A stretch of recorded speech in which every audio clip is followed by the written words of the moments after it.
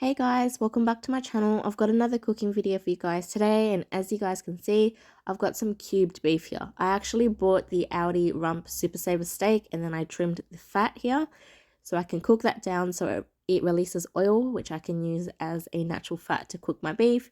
The cubed beef you saw at the start was actually the Aldi Super Saver Rump steak that I cut up myself.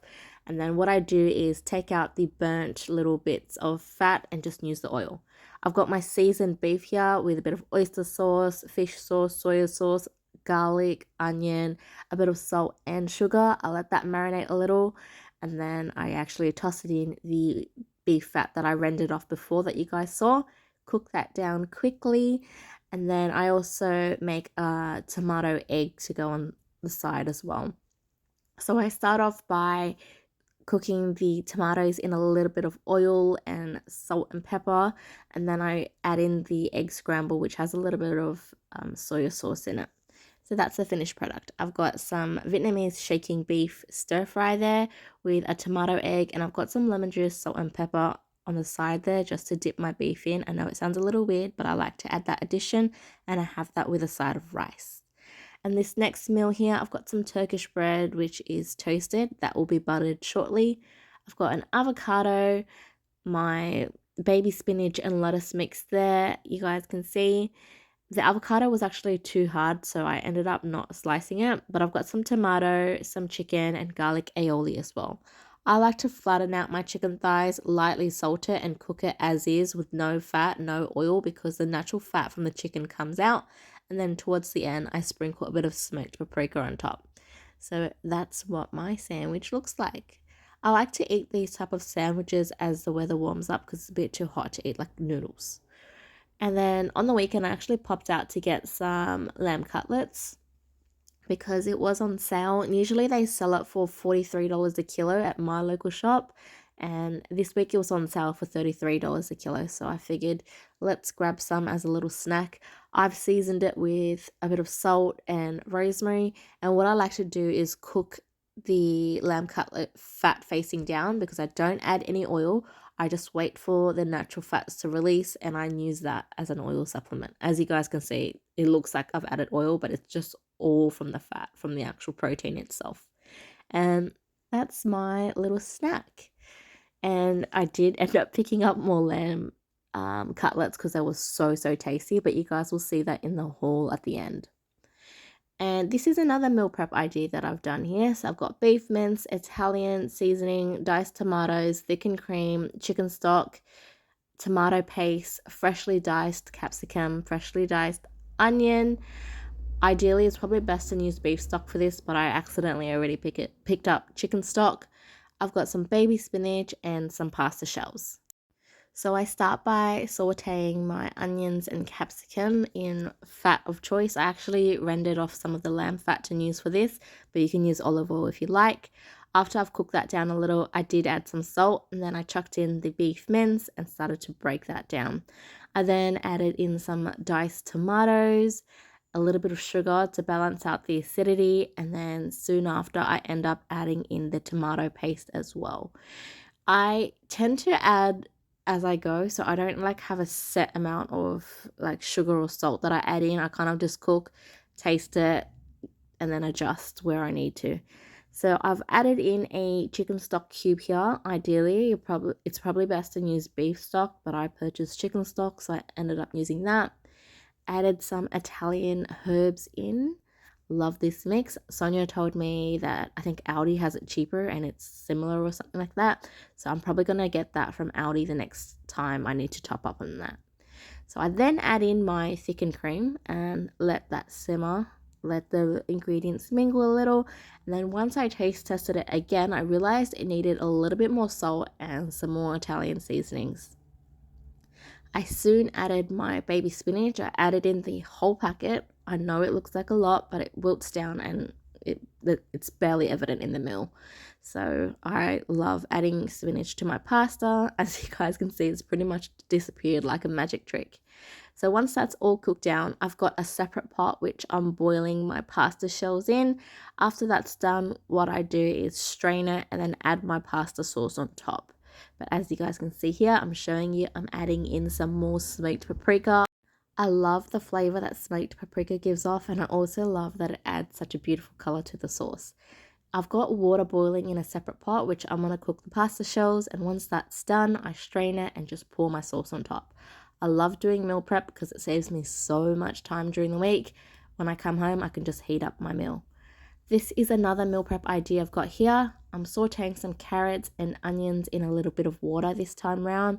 I've got some Sanchoy bao sauce and pork mince. I think Sonia mentioned I can get this in a bottle, which I did look for at Coles, but I couldn't find it, so it may have been out of stock. I also found some frozen broccoli in my freezer which needed to be used up, so I chopped it and added it to the meal. This is why I love doing this type of meal, because you can use up your leftovers to reduce the food waste. I added my pork mince in, broke that up into little pieces. Once that's pretty much like 85% cooked, I then started to add in my Sanchoy bao sauce.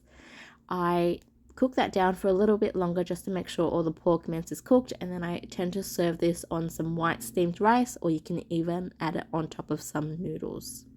Guys, I did a very quick shop on the way home, and as you guys can see, I picked up some more lamb chops, or lamb cutlets, sorry. These have been my absolute favorite.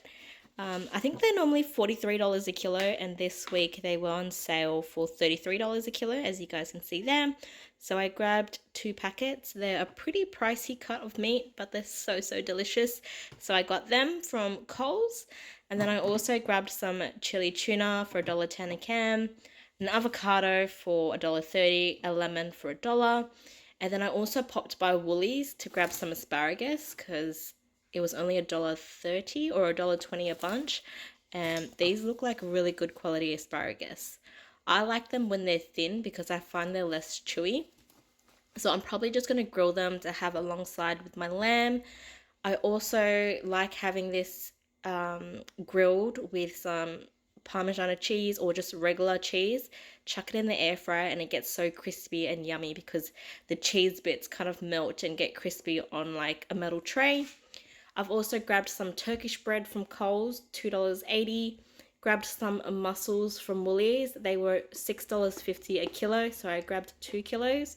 I like to have them in the freezer on hand because I like to add seafood to my instant ramen, and also my dogs love eating mussels, and it's good for their joints, so I grabbed some mussels there. Cauliflower was $3, so I grabbed a head of that. Tomatoes were $3.80 at Coles. I also grabbed this Honey Crunch Wheat Bix because it was half price at Woolies for $2.25. I don't eat cereal often, but seeing as it's so cheap, I will buy one and just chuck it in my pantry. That way when I do crave it, I don't have to pay full price. Bananas, they were $4 a kilo. Lately, my local Coles and Woolies have been selling bananas for $5 a kilo.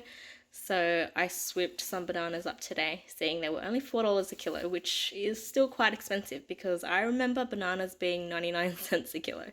So I grabbed 5, so this weighs about 1.1 kilos. And then I grabbed a bully stick for my dog. Or I grabbed 2 actually. One's probably rolled in my car somewhere. This is $5.50 per stick. So usually they're $7 or $8. I think they're normally $8. This week they were on sale, so I grabbed 2 of those. One is somewhere in my car. And then I also grabbed this Tasty All-Wormer tablets for my dog. Just bear in mind, guys, this does not cover heartworm. So you'll need to buy tablets that do cover heartworm, or alternatively, you can do what I do. I actually get a heartworm vaccine for my dog instead. So they'll have their normal annual C5 vaccine, and then you also have to request a heartworm vaccine as well. It's an additional cost, but heartworm is really dangerous for dogs, so I always get that every year. And then to supplement it, I get some all-wormers. So the all-wormer tablets cover all sorts of worms, such as tapeworm, hookworm, whipworm, etc. But as you can see here, it does not control heartworm. So you're going to make sure you get heartworm covered because that's lethal for dogs. But that wraps up my little grocery haul, guys. You're probably going to see some cooking clips attached to this video, seeing as this haul was quite small. In total, I'm pretty sure I spent well over my $70 budget this week. But that is okay because I can just pull some of those funds out from my rollover because the past few weeks I've been shopping under budget anyways. I think the reason why I went over budget this week is because I got the lamb cutlets. Just bear in mind, this little grocery shop only covers my food from Monday to Thursday night, because Friday I'm pretty much at my partner's house. So we do a separate grocery shop then. And I also grab a lot of like proteins from my freezer. And if you watch my channel regularly, you would know that my stockpile is well equipped. So I kind of just grab whatever I need from my pantry. This was such a yummy dinner, guys. I've got some steamed cauliflower, some grilled asparagus, and lamb cutlets, which I seasoned with rosemary and salt, and it was so, so good.